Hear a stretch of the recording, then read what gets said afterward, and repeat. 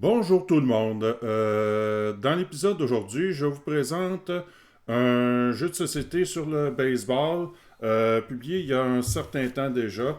Jeu de baseball publié par les jeux Gérobec, qui daterait d'environ 1979. J'ai déjà vu ce jeu-là il y a bien des années. Je l'avais déjà vu, aperçu un peu euh, le tableau de jeu. Et j'avais hésité à l'acheter dans le temps. Puis depuis quelques années, je me suis dit, je vais peut-être rechercher ce jeu-là et l'acheter éventuellement soit sur eBay ou encore dans des ventes de garage parce que ça pouvait arriver occasionnellement que tel jeu pouvait refaire surface. Je sais que au Québec, dans certains magasins Village des Valeurs, on peut trouver ce genre de jeu aussi. Pendant ce temps-là, je vous montre un peu les règlements. Je ne sais pas si ça affiche bien. Je vais quand même me rapprocher assez pour que vous puissiez voir un peu les règlements. Vous pourrez toujours arrêter la vidéo et améliorer la qualité de l'image, justement pour pouvoir lire tranquillement ce qui est marqué. Donc, finalement, c'est dans les dernières semaines, là, on peut dire durant le mois de décembre 2024, que j'ai pu me procurer ce jeu-là qui venait de tomber disponible sur eBay. Donc j'en ai profité finalement pour me décider et aller chercher ce jeu, l'ajouter dans ma collection, le tester là, durant l'année. J'ai quand même pris le temps d'aller chercher ce jeu-là. Ça faisait longtemps que je me disais si je pouvais remettre la main dessus pour enfin pouvoir le tester à mon goût. Et comme vous pouvez le voir, ce qui est particulier, c'est que le terrain de baseball pour ce jeu-là, il est divisé en carreaux ou en lanières, dépendant si on vise pour un coup frappé, si on vise le diamant, le losange ou encore on frappe au champ. Euh, c'est un peu un mélange de lancer de dés et ensuite prendre une carte pour une situation en particulier. Euh, pour faire ça simple, dans le fond, c'est tout simplement le frappeur prend un dé et va voir, dépendant, euh, ce qui est assez souvent la règle, là, ce qu'on peut voir dans les règlements, de un à 3, c'est un retrait automatique. Assez souvent, dans cette version-là, euh, on va aller chercher le règlement en question. S'il obtient un chiffre 4, ce sera une carte chance qui devra piger. Donc, juste pour faire un exemple, mettons, pour prendre la carte en question, bon, on dit que c'est une fausse balle, on recommence. Donc, essentiellement, euh, on reprend une autre carte. Par exemple, ça peut être ici un ballon ou un ballon de sacrifice, le rappeur retiré. Et les joueurs sur les buts, sur les coussins, n'avancent pas. Donc, c'est un peu, on pourrait dire, c'est un coup, un peu pour paraphraser, c'est un coup qui pourrait frapper soit dans le losange ou relativement près au champ. Si, par exemple, ce serait pour un 4, mettons pour s'il obtient le chiffre 5 ou le 6 à ce moment-là, là, ce sera une carte frappe. Donc, ça veut dire assez souvent, ça va se trouver euh, dans le euh, dans le dans le champ et ensuite on prend une carte, par exemple ceci, on part du losange avec la lettre F. Donc ici, le losange, donc le diamant, peu importe le terme exact qu'on pourrait se servir, euh, on, on relie la carte le losange F, donc le F, et ensuite le frappeur relance le dé. Par exemple, ici ça tombe du côté F1. Donc c'est un peu un carrefour, une intersection qui montre où la balle. Je vais prendre un petit morceau que j'ai créé moi-même pour indiquer où la balle va se trouver. Euh, pour l'équipe au champ, on peut prendre ses différents pions. Et dépendant, il y a 3 joueurs au champ, on peut les placer de façon différente. Il n'y a pas vraiment de restrictions. On peut être un peu plus sur la barre ici, on peut être un peu plus au centre ou tout près du mur aussi. Ça peut très bien se faire comme ça aussi.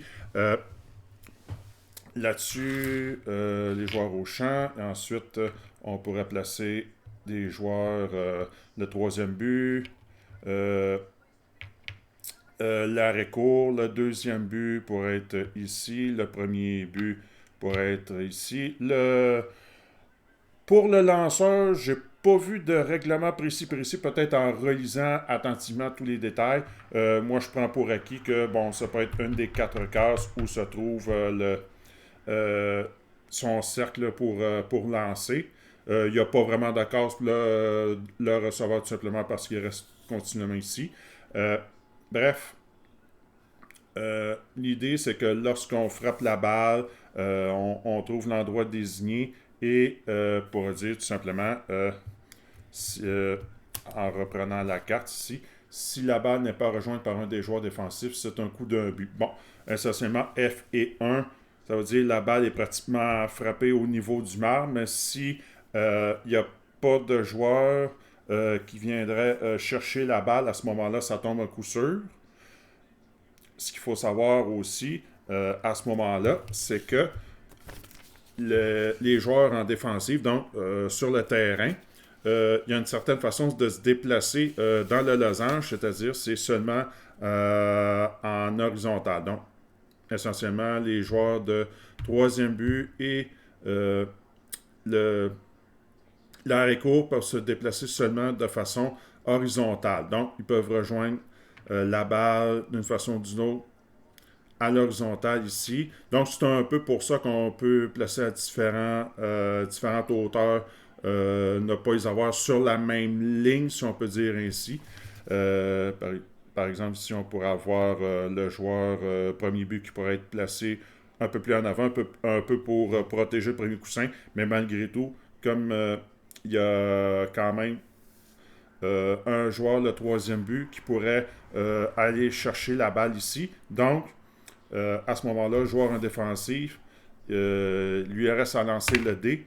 Et si, avec un montant de 4, donc 1, 2, 3, 4, il peut quand même attraper la balle. Ça pourrait être une chandelle vraiment à la hauteur du marbre et viendrait attraper la balle. Donc, ça ferait un premier retrait. On laisse le pion aussi en guise de frappeur. Et ensuite, on peut refaire la même opération. On peut changer la position des joueurs aussi. On peut avancer, on peut le reculer, on peut déplacer sur la même ligne, ou on peut avancer quelque peu aussi. Le joueur de deuxième but pourrait être ici aussi. Même le lanceur peut s'ajuster aussi, dépendant d'où on pourrait deviner où la balle serait frappée au niveau du losange ou encore au champ. On peut très bien aller beaucoup plus près ici. On peut changer, on peut être plus près, on peut être encore collé presque au mur extérieur. Et maintenant, on peut faire un autre coup ici. Cette fois-ci, on va reprendre le 6. Donc, on prend une autre carte de frappe. Bon, on pourrait dire, bon, ce sera un exemple parfait. Champ droit, 83 mètres.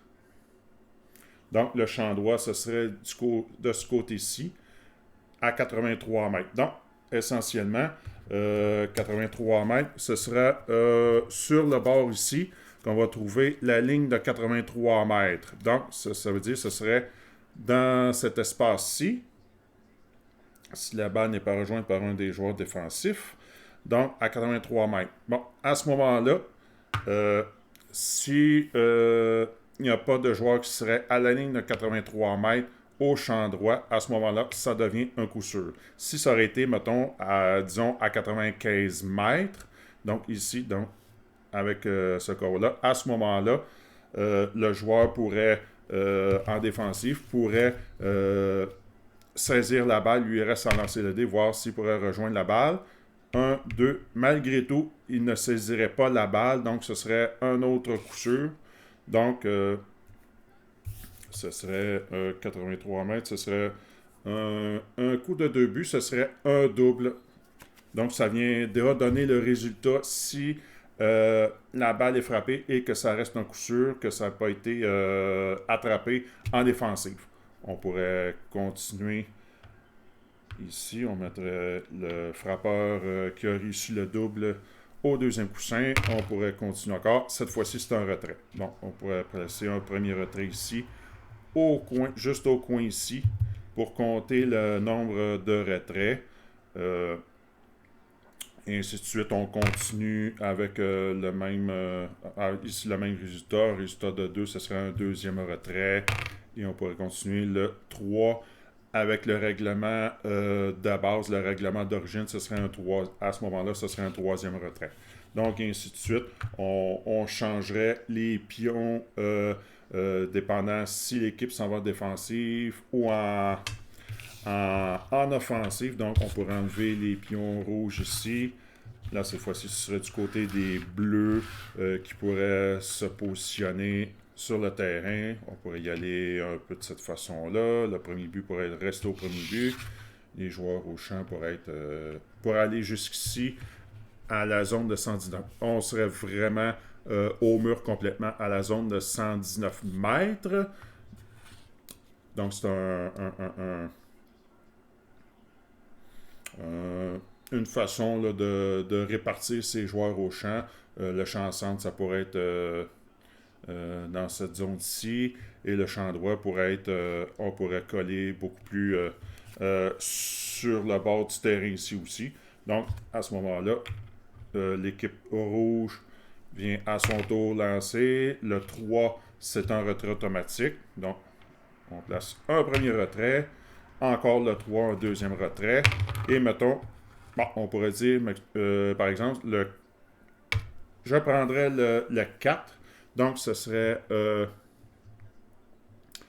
une carte chance. Donc, c'est une carte couleur or, un peu plus dorée comparé à une carte jaune un peu plus pâle.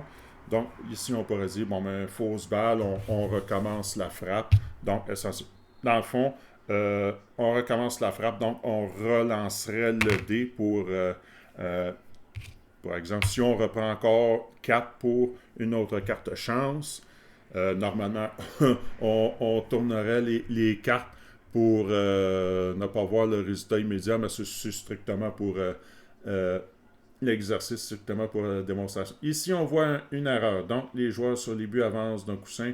Le frappeur se rend au premier but. Donc, comme il n'y a personne, il n'y a pas de joueur sur les coussins, il va tout simplement se rendre au premier coussin, mais ce ne sera pas un coup sûr, ce sera plutôt enregistré comme une erreur. Donc, vous enregistrez les statistiques de la partie en particulier.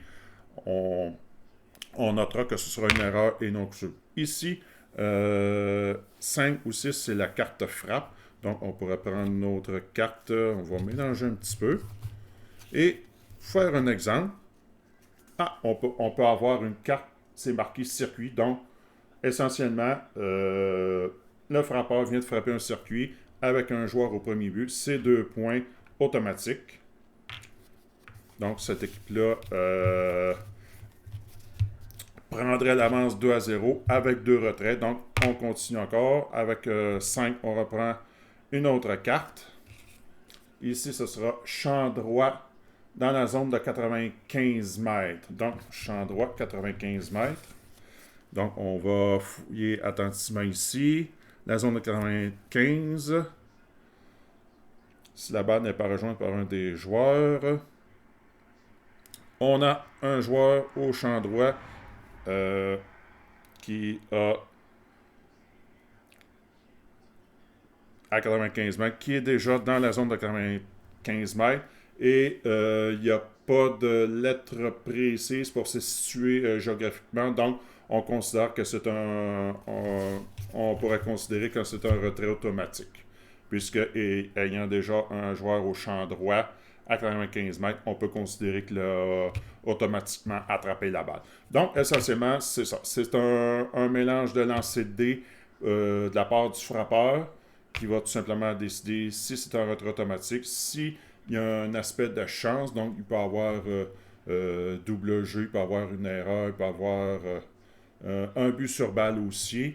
Et ensuite, avec un lancer de 4, selon le règlement officiel, avec un lancer 5 ou 6, là, à ce moment-là, ce serait une carte de frappe. Donc, on peut s'attendre que ça peut être plus souvent du côté du champ gauche, champ centre, champ droit. D'ailleurs, je vais vérifier aussi si le champ centre commence à partir du point 5 au point ici. Donc, ce serait probablement, toute cette partie-là serait le champ centre. Ici, ce serait le champ gauche. Et ici, ce serait le champ droit. Ça aurait un peu de logique, puisque il y a comme quatre zones ici pour le champ gauche. 1, 2, 3, 4 pour le champ centre et 4 autres pour le champ droit. Ça ferait logique qu'on pourrait dire au champ centre, on pourrait se rendre dans telle section ici, ou ça peut être sur la section ici. Donc, essentiellement, il va couvrir dans la zone et il restera à savoir si il attraperait la balle dans cette zone ou encore s'il pourrait se rendre, par exemple, en avant du joueur du champ droit qui peut être un peu loin, qui pourrait peut-être ne pas rejoindre la balle, mais qui pourrait quand même faire un genre défensif de son côté à lui. Donc, essentiellement, c'est un peu un petit aspect chance aussi pour être bien sûr d'avoir le joueur dans la bonne zone. Du côté des joueurs en défensif au losange, ils peuvent se déplacer seulement de façon horizontale. Donc, essentiellement, on ne pourrait pas aller se déplacer vers l'avant, mais seulement horizontalement. Toutefois, pour les joueurs au champ, peuvent se déplacer de côté et de l'avant. Mais la particularité, c'est que si la balle est frappée plus loin, ils ne peuvent pas reculer. Donc, c'est le seul, pas dire le seul problème, le seul point à surveiller, c'est que si la balle est frappée plus loin, c'est essentiellement comme si la balle est frappée par-dessus sa tête. Et à ce moment-là, c'est là que ça pourrait créer un jeu. Ça pourrait être un double ou un triple qui peut être frappé à ce moment-là. Alors voilà, c'est essentiellement un jeu de société de baseball, un côté particulier. Il y a quand même un petit peu une situation géographique, si on peut appeler ça ici, où il y a un petit peu côté chance, un petit peu côté stratégique aussi. Il peut y avoir aussi des possibilités de modifier un peu, dépendant si le lancer serait fait par le lanceur, on pourrait dire, le lanceur qui pourrait donner plus de chance pour des coups de chance ou seulement un coup pour la frappe et peut-être 3 coups pour des cartes de chance, peut-être seulement 1 et 2 pour des retraits et ensuite 2 coups de chance et 2 coups de frappe. On pourrait toujours trafiquer un peu ce jeu-là pour des particularités dépendant des frappeurs ou des lanceurs, peu importe qui serait le sujet des modifications pour ce jeu-là. Alors, essentiellement, c'est un jeu de baseball que je commence enfin à découvrir. Et il va avoir des petites particularités que je pourrais garder pour mon propre jeu que je veux créer au fil du temps. Et j'ai bien hâte de faire quelques parties complètes avec ce jeu-là. Alors, je vous remercie de votre attention. J'espère que vous avez aimé cette petite présentation. Et je vais vous présenter d'autres jeux. Il va y avoir d'autres choses aussi, du dessin entre autres, que je vais commencer à faire dans les prochains jours. Et on se retrouve pour une nouvelle vidéo. Merci beaucoup. À la prochaine. Bye.